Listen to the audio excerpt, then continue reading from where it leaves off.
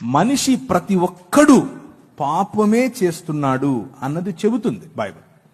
దానికి మినహాయింపు కేవలము యేసుక్రీస్తు మాత్రమే.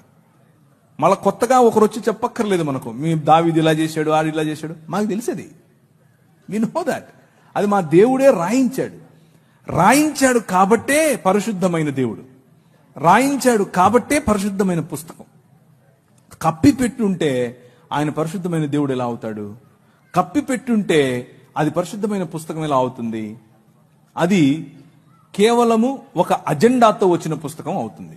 కానీ అవతలి వారు అలా కాదు. అవతలి వారి పరిస్థితి అది కాదు. అవతలి వారి పరిస్థితి ఏమిటి అని అంటే, ఎవరైతే దేవుళ్ళుగా, ఎవరైతే దేవతలుగా తమను తాము ఆ పుస్తకాలలో ప్రకటించుకున్నారో వారు మిగిలిన వారిని మోసముతోనూ, సెక్షువల్ అల్యూర్మెంట్ అంటే లైంగిక